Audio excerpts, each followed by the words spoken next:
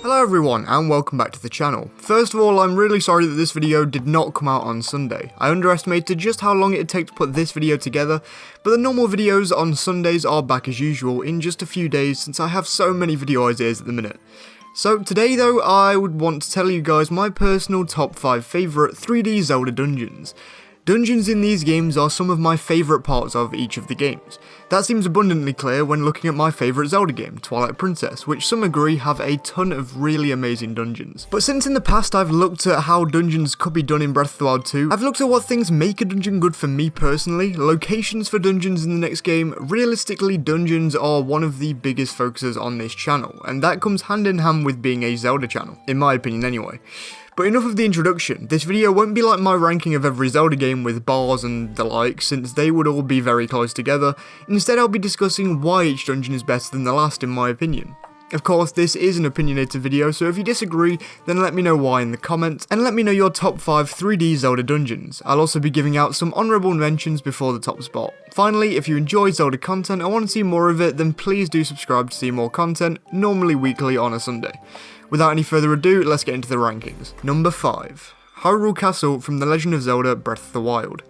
Some of you might see this as quite a weird pick considering that this dungeon is so different from the rest of the series. I mean, it breaks away from all of the traditional tellings of a Zelda dungeon, much like the game it's found in actually. Well, that's one of the main reasons why I just love it so darn much. For starters, you can enter this dungeon in so many different ways that when you first rock up to it, it's kind of a little overwhelming. I mean, seriously, there's the little underground area that you can glide down to that's housing a little dock along with a shrine, which you can then use to teleport to that area whenever you want to, which in my opinion is actually extremely useful, even if it means that you'll enter the castle a very similar way every time you teleport over to it. But overall, this castle is so open in nature that it's just amazing to explore. Especially since there are certain items that you can only obtain in that castle, and just knowing that makes the castle so much more fun to explore. If you don't know what you're doing and you're wandering around aimlessly, you can honestly spend hours exploring this magnificently built, colossal castle that's technically been ruled over by Calamity Ganon and monsters for around 100 years. And this dungeon only just got better with time down to the release of the technical prequel to the game, Hyrule Warriors Age of Calamity, which gave us a detailed look into the final stand of the castle, along with the death of some of its inhabitants, along with actually being able to see the castle before it descended into ruin. That just made for some good lore, considering with just Breath of the Wild's lore, we didn't have much of an insight on Hyrule Castle. The only hints of the old castle were little tidbits found inside of the Creating a Champion Breath of the Wild concept book, and of course all of the other diary entries from other inhabitants of the castle. Anyway, so we've established good lore, open format, which I like for the extremely evergreen exploration, and the atmosphere. While I can't say it's better than any of the others on this list atmospherically, I will say that the music does fit with the theme of dread as the calamity washes over your presence in the castle. I just wish the music was slightly more creepy instead of just being a straight up evil sound. That would have bumped up this dungeon a couple times for me. Finally, we have the puzzles. Here's where I bump it down a little, but not as much as some may assume. I think that some puzzles are extremely interesting in this dungeon for a time, until you realise that the main bulk of the puzzles are just using magnesis and moving things closer or away or whatever. Or maybe you'll just have to use Cryonis from time to time. Definitely cool puzzles on the down low, but not quite as good as other dungeons in the series in my opinion. Overall though, a great dungeon. A very, very good dungeon. I mean, come on, it made it into my top 5 of the entire series, but hopefully they build upon this format in Breath of the Wild sequel. Number 4. Ancient Cistern from The Legend of Zelda Skyward Sword. Next up is one of the middle dungeons in one of the most polarizing Zelda games. Even though Skyward Sword has a ton of really good dungeons, there are only 2 that I deem worthy of getting close to a spot on this list personally. The first one is the atmospherically jaw-dropping masterpiece that is the Ancient Cistern, and the next will be the technically advanced sandship, so I'll get into the sandship later on, but let me just say that upon entering this dungeon, you really are hit with a wave of happiness and serenity. Opening that door for the first time really is pure zen. The atmosphere was excellently crafted, and just as easily as that atmosphere was created, it's also ripped away in the middle portion of the dungeon. Link makes his way to the underside of the dungeon, and that calm atmosphere from before is replaced with damning and dread. It's the juxtaposition of these 2 atmospheres that really do place it as one of my favourite dungeons in the series. Single-handedly, the atmosphere makes me want to play this dungeon. There are very few that can stand above the Ancient Cistern in terms of atmosphere. The thing is though, that's not the only thing here. The item in the whip, along with the boss, Koloktos, are some of the best items and bosses in the series. Koloktos seeming to be a fan favourite from my previous experiences. Cutting down a giant foe simply couldn't be more fun and satisfying, especially in a game where the imprisoned is a thing. This shows you what that concept looks like when it's actually executed correctly. Puzzles and other things are also fun, but I particularly like the use of traversal in this dungeon. Climbing around vines was great fun, and the final climb to getting out of the darker, more mysterious section of the ancient system serves as one of my favourite tension building moments in the series, as gangs of undead bokoblins chase the hero, infused with the first look at malice we've ever had in the series, I'll note. It's great stuff. Number 3, the Forest Temple from The Legend of Zelda Ocarina of Time. First of all, this has to easily be one of the single most recognisable tracks in the series, thanks in no small part to the overusing of the track in the Zelda tubing community. There's absolutely no shaming it though, because the music and the atmosphere in this dungeon are near perfect. I have never heard a track so perfectly capture a desolate wasteland of a structure. You enter the temple, and as the track hits you, so does the isolation of the land. You're hit with a sense that nobody has touched this forsaken place in many, many years. And to this day, I still think that it serves as one of the best first examples of what a dungeon really should be. The puzzling in here is great. When I was a kid and beat this game for the first time, I had a severe distaste for this dungeon down to its cryptic nature, and down to the fact that I really was just a subpar intelligence child. Every single time I go back to this dungeon, I find yet another puzzle that makes me love it just that little bit more than I already do. Not to mention, the enemy variety in this dungeon is absolute perfection. The dev team really did nail down which enemies to include in this temple, from the Wolfos all the way to the Skulltulas. I think the temple did a perfect job at including all of these things that I think would have reclaimed a giant mansion. This dungeon is both serene and scary. The serenity that it brought me as a child also serves as a frightening factor as you grow older.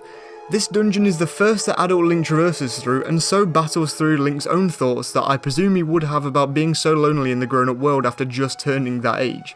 Honestly, this dungeon is amazing, and I highly recommend that anyone who plays Zelda games try this dungeon out. As you can see, in my opinion, it's up there as one of the greats. But next up, number 2, Snow Peak Ruins from The Legend of Zelda Twilight Princess. I know I've talked about atmosphere a lot in this video, but it really is for a good reason, and I can't lie to you, in my opinion, this is the magnum opus of atmosphere in a Zelda game. But let's start from the beginning. Not from the beginning of this mansion, no. The beginning of the Snow Peak descent. The music of Snow Peak draws you closer and closer to the ruins found at the bottom of the other end of the mountain. As you climb, a huge creature beckons you to get even closer to them. Link obliges and walks as the creature. It looks to be a yeti. It invites Link to descend down the mountain on a board of ice, hoping to maybe procure his services in helping cure his wife of an illness. Link rushes down the mountain as quick as he can before hitting the ruins. He enters with all of the caution in the world as he knows that the Mirror of Twilight is located somewhere in this mansion. Then the music kicks in. Seriously, after I finished this dungeon for the first time, I woke up in the middle of the night to the music playing in my head. Much like the Forest Temple track, it's a mastery of both serenity and horror, not to mention it fits in perfectly with the ice theming of the dungeon.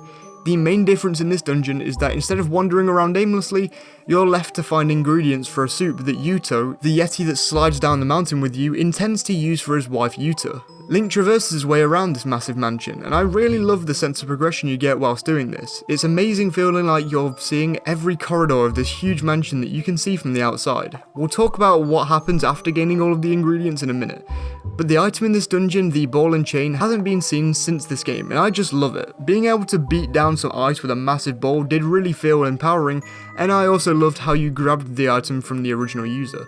Also empowering the player in a sense. When you receive the key to the room where the mirror has been stored, Link makes his way there and opens the door, not sure what to expect inside a horrifying sight. Yuta staring at the mirror, clearly in some sort of trance. She edges you closer before scaring the pants off of you. A great touch, might I add. Before a decent boss fight begins, not the best but also not the worst. Plus, it does end off with one of the cutest scenes in Zelda history. This is some of the best dungeon work in any of the games, and it shows. I truly love this dungeon, and it's one of the main reasons why I love Twilight Princess so much to this day. Though there is another dungeon to owe that to. First of all though, honourable mentions. I have 3 honourable mentions and I'll very quickly skim through them. First off, the Spirit Temple from Ocarina of Time, a great use of atmosphere and world building along with the time mechanic, to genuinely create one of the coolest dungeons in the series with some of my favourite puzzles sprinkled in there too. The mirror shield is also found here and makes for some really cool puzzles. Let me quickly note that all of these are very close to making the list, and there are some dungeons I really like such as Stone Tower, but I just don't think they're as good as all of these personally. Sandship is next. The item usage, the build up to the boss fight, and the pirate theming along with the time mechanic makes for a great little dungeon that comes in the second half of Skyward Sword. I like this one just a little less than Ancient Cistern, and it's probably down to Tantalus. It always felt odd that the biggest build up to a boss in the series has been that thing. And finally would be the Temple of the Gods from Wind Waker. I love when we get to see the technology theming in Zelda games, except when they do it too much.